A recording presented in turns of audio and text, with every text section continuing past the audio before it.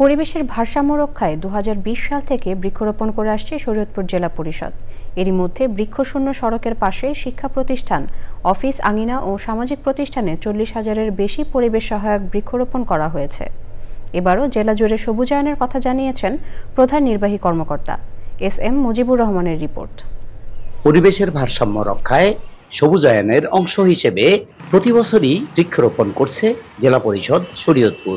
এরই ধারাবাহিকতায় জেলা সদরের বুড়িরহাট আটিপাড়া সড়ক ও পশ্চিম আটপাড়া বৃক্ষশূন্য 8 কিলোমিটার সড়ক সাজানো হয়েছে বিভিন্ন ফুল, ফল, ঔষধি ও বনজ গাছে। ফুলের গাছ লাগানোর কারণে রাস্তার দুই পাশে পরিবেশ খুব সুন্দর হয়েছে এবং ঘোরার মতো একটি জায়গা তৈরি হয়েছে। ফল হয়েছে, মানুষও ফল খাইতেছে এবং পশু পাখি তো খায়, এই জন্য আসলে মানুষ উপকৃত এবং পরিবেশ সুন্দর। এমন উদ্যোগ প্রাতিষ্ঠানিক ও ব্যক্তিগত পর্যায়ে শরীয়তপুরকে সবুজায়নে উদ্বুদ্ধ করবে বলছেন বিশিষ্টজনরা। সরকারি, বেসরকারি ও ব্যক্তিগত উদ্যোগে বৃক্ষরোপণের মাধ্যমে জলবায়ু রক্ষায় আমরা ভূমিকা রাখতে পারি। বৃক্ষ না থাকলে জলবায়ু পরিবর্তন এবং পরিবেশের যে পরিবর্তন হচ্ছে, ধ্বংস হচ্ছে, এগুলো থেকে আমরা রক্ষা পাবো না।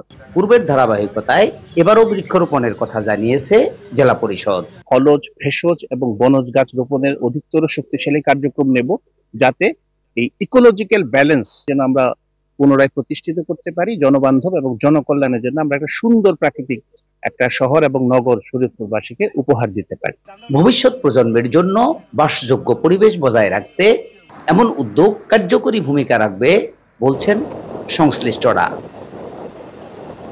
SM. Mujibur Rahman, channel I, Shariatpur.